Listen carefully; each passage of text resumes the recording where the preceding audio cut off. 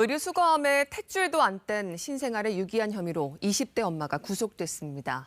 그런데 이 여성, 다른 아들 2명도 방임했다는 사실이 드러나 충격을 주고 있습니다. 이따르는 영아 유기, 사각지대를 없앨 해법은 없는 건지 함께 고민해 보시죠. 정지주 기자가 알아봤습니다.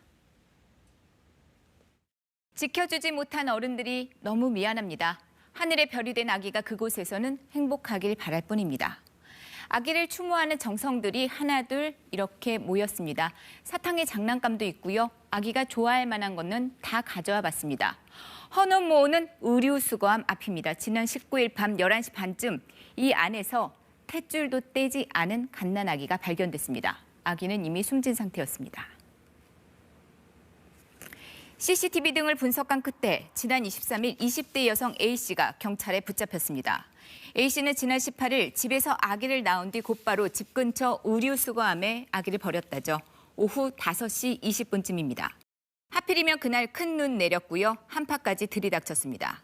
그날 엄마 A씨는 갓 태어난 아기를 수건에만 싼 채 의류수거함에 그렇게 버렸습니다. 남편이 임신 사실을 모르고 있었는데 끝까지 숨기기 위해서 아기를 몰래 낳아서 버렸다. A씨가 경찰에 한 얘기입니다. 그리고 A씨는 구속됐습니다. 시체를 유기한 혐의만 적용됐습니다. 유기 당시에 아기가 살아있었는지에 대해서 확인이 되지 않았습니다.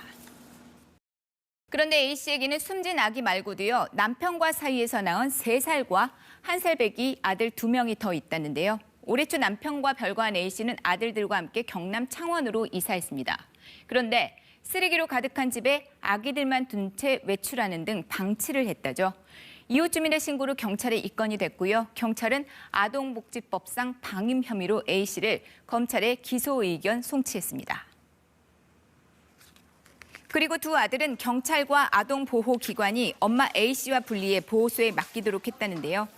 이 사실을 한 남편이 아들들을 데려오기 위해 2달 전부터 A씨와 함께 살고 있었는데 A씨가 몰래 출산을 했고요. 그 아기 의류수거함에 버린 겁니다.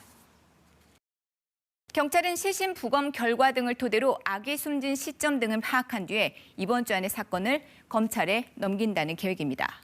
자, 그런데 이 같은 신생아 유기 또 있었습니다. 지난달에 강원도 고성의 한 바닷가 공중 화장실에서 갓 태어난 채 유기된 신생아가 발견됐다는 기사 이렇게 나와 있고요. 지난 여름에는 한 식당 앞 음식물 쓰레기통에서 역시 탯줄을 안 뗀 신생아가 발견돼서 충격을 줬었죠. 최소 67시간을 그 안에 있었습니다. 탯줄통에서 영양 공급을 받았다지만은요, 폐혈증을 비롯해 아기 상태는 심각했습니다. 봉합을 비롯해 수술도 수차례 받았습니다. 전국에서 성근과 아기 용품들이 답지했고요. 아기는 그렇게 기적적으로 살아났습니다. 주민등록번호와 당당한 이름도 생겼고요. 지난 10월 퇴원해서 충북의 한 아동보호시설에 입소를 했다는데요. 검찰은 살인미수 혐의로 친모에게 징역 20년을 구형했습니다. 이미 1심 선고가 내려졌어야 하는데 코로나 여파로 연기가 됐다죠.